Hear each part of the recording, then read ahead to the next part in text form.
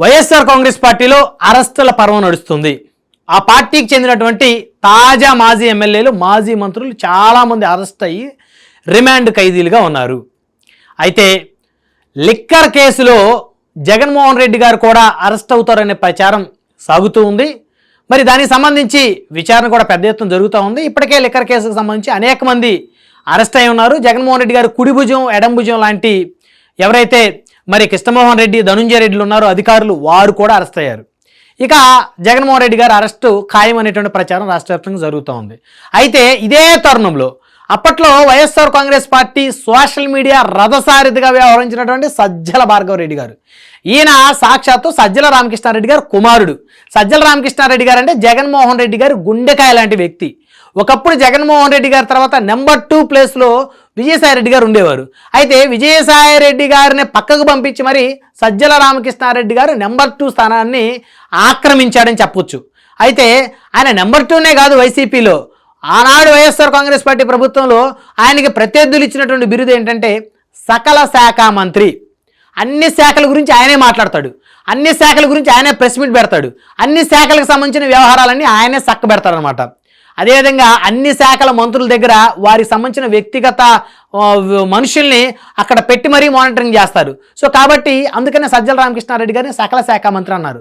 మరి అలాంటి సజ్జల రామకృష్ణారెడ్డి గారి కుమారుడు భార్గవరెడ్డి గారు ఈ సోషల్ మీడియాలో అనుచిత వ్యాఖ్యలు చేసినటువంటి ఏదైతే కేసుకు సంబంధించిన వ్యవహారంలో ఇప్పుడు ప్రస్తుతం ఆయన విచారణ ఎదుర్కొంటా ఉన్నారు. సజ్జల భార్గవరెడ్డి గారి గురించి చెప్పాలంటే వైఎస్ఆర్ కాంగ్రెస్ పార్టీ అధికారంలోకి వచ్చిన తర్వాత సజ్జల భార్గవరెడ్డి గారికి అఫీషియల్గా YSR Congress party social media పగ్గాలు అప్పచెప్పారు. వైసీపీ సోషల్ మీడియా హెడ్ అయిన ఆ హోదాలో ఆంధ్రప్రదేశ్ రాష్ట్రంలో చాలా వరకు ఆయన పర్యటనలు చేశారు, మీటింగులు పెట్టారు.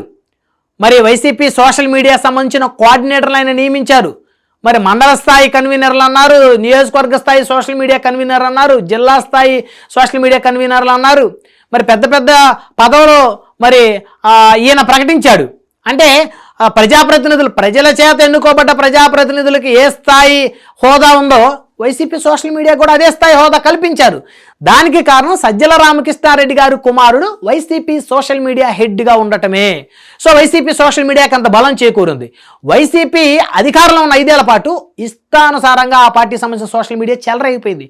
సాక్షాత్తు పవన్ కళ్యాణ్ గారిని, చంద్రబాబు నాయుడు గారిని, నారా లోకేష్ గారిని ఇష్టానుసారంగా మాట్లాడటంలో వైసీపీ సోషల్ మీడియా అప్పుడు దూకుడు ప్రదర్శించింది.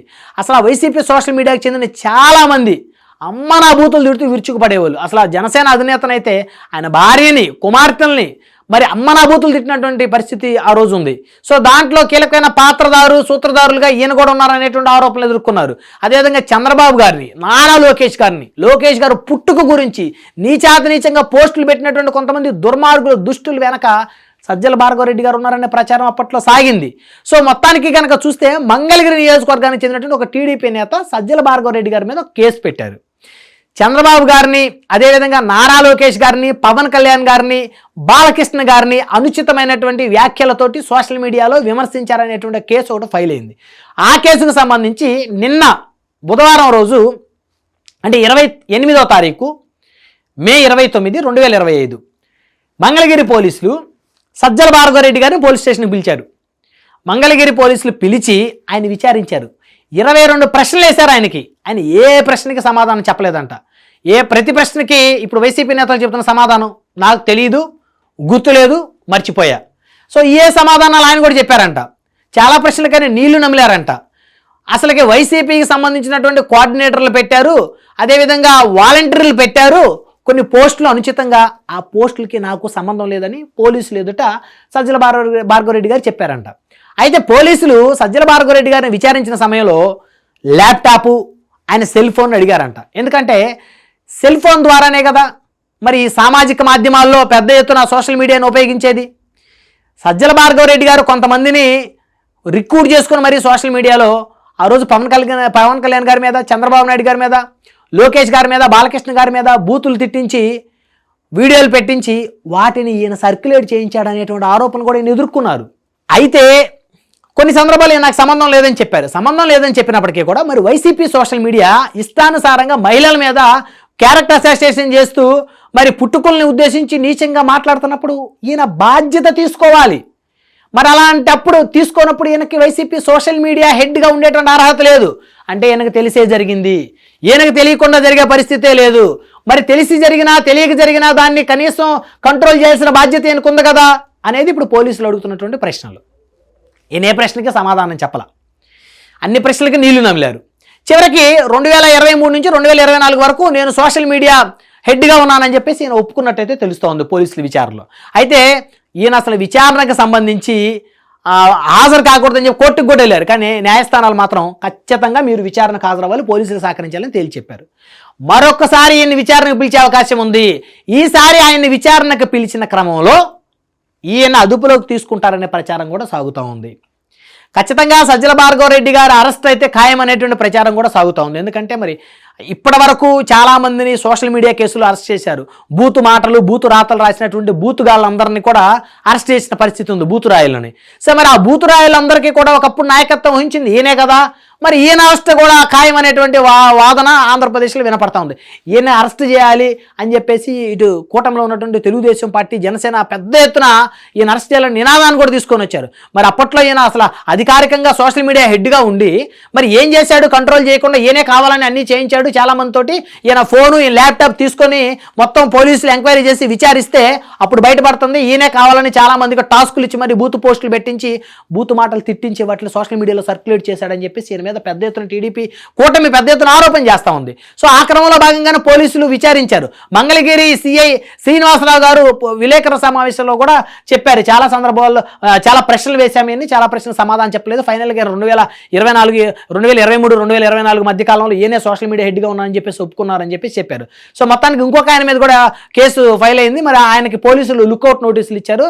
ఈయనతో పాటు ఇంకో ఎవరి మీద అయితే సోషల్ మీడియాకి సంబంధించి కేసు ఫైల్ అయిందో మరి వారి కోసం పోలీసులు అయితే గాలింపు చర్యలు అయితే మొదలుపెట్టారు.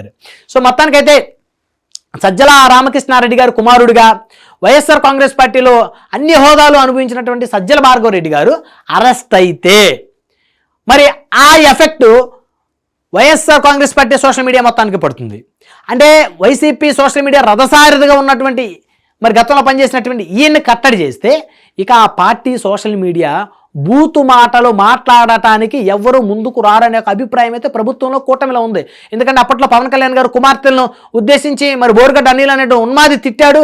మరి అతన్ని కంట్రోల్ చేయలేకపోయారు వీళ్ళు. సజ్జల రామకృష్ణారెడ్డి గారికి బోరుగడ్డ అనిల్కి మధ్య సంబంధం ఉంది, మరి చాలా హెల్ప్ చేశాడు ఫైనాన్షియల్గా కూడా, కాబట్టి అతని ఇష్టానుసారంగా గుంటూరు నడిబొడ్డులో ఉండి చెలరేగిపోయాడు అనేటువంటి వాదనలు కూడా ఇప్పటికీ ఉన్నాయి. సో ఈయన కూడా తండ్రి వారసత్వాన్ని పునిగిపుచ్చుకొని చాలామంది సోషల్ మీడియా సైకోలను తయారు చేసి జీతం ఇచ్చి పెంచి పోషించాడు. అమ్మనాబూతులు తిట్టించి మొత్తం నాశనం చేశాడు. రాష్ట్రంలో భాషని పూర్తిగా సోషల్ మీడియాలో భాషని నాశనం చేసేసి తెలుగు వారికి చెడ్డ పేరు తీసుకొచ్చాడు, రాజకీయాలను మకిలిని పట్టించాడని చెప్పేసి ఈయన మీద ఇప్పుడు వాదన ఉందో, ఆరోపణలు ఉన్నాయి. సో కాబట్టి పోలీసులు ఈయన్ని కస్టడీలోకి తీసుకునే అవకాశం ఉంది. అసలు ఎవరున్నారు తెర వెనక? ఈ సోషల్ మీడియా బూతులు పెట్టించడం జగన్మోహన్ రెడ్డి గారు ఏమన్నా చెప్పారా? పలానా వాళ్ళని తిట్టండి, పలానా వారి క్యారెక్టర్ని అసోసియేషన్ చేయండి, పలానా వాడి పుట్టుక గురించి ప్రచారం చేయండి అని చెప్పేసి జగన్ గారు చెప్తే ఏం చేశారా? లేకపోతే సజ్జల రామకృష్ణారెడ్డి గారు చెప్పి చేయించారా?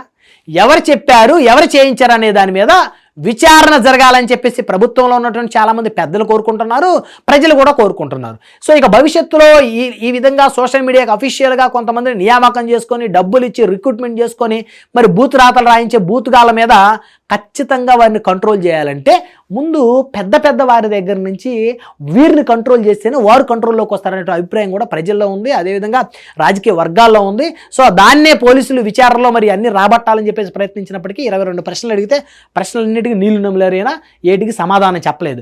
ఈయన ఫోను ల్యాప్టాప్ తీసుకొని కనుక కంప్లీట్గా చెక్ చేస్తే పూర్తి ఆధారాలు దొరుకుతాయి అనేటువంటి ఒక వాదన కూడా బలంగా వినపడుతుంది. పోలీసు అధికారులు అడిగారంట ఈయన ఫోను ల్యాప్టాప్ ఇవ్వమని, దానికి ఆయన నిరాకరించారు.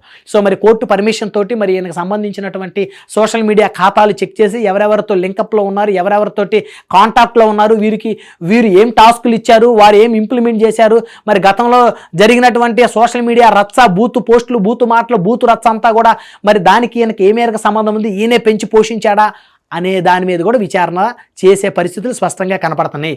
ఈయన సోషల్ మీడియా హెడ్గా నియామకం అయిన తర్వాత వైసీపీ సోషల్ మీడియా బూతులు తారాస్థాయికి చేరిపోయినాయి అనేటువంటి అభిప్రాయం కూడా రాష్ట్ర వ్యాప్తంగా ఉన్న ప్రజల్లో ఉంది. కాబట్టి సజ్జల రామకృష్ణారెడ్డి గారి కుమారుడైన సజ్జల భార్గవరెడ్డి గారిని పోలీసులు కస్టడీకి విచారణకు కోరి కొన్ని రోజుల పాటు వారి యొక్క స్టైల్లో వీరిని విచారించి వీరికి సంబంధించినటువంటి ఫోన్లు, ల్యాప్టాప్లు, వారి యొక్క పర్సనల్ ఈమెయిల్ ఐడీలు అవన్నీ కూడా చెక్ చేసి, వీరి యొక్క సోషల్ మీడియా, వాట్సాప్ అవన్నీ గ్రూపులు చెక్ చేసి, ఈయన ఏం టాస్కులు ఇచ్చాడు, వారు ఏం ఇంప్లిమెంట్ చేశారని చెక్ చేస్తే తప్పెవరిది ఒప్పెవరిదని బయటపడుతుంది. సో మొత్తానికైతే సజ్జల భార్గవరెడ్డి గారు అయితే అరెస్ట్ చేస్తారనేటువంటి అరెస్ట్ భయంతో ఉన్నట్టయితే చాలా స్పష్టంగా అర్థమవుతుంది.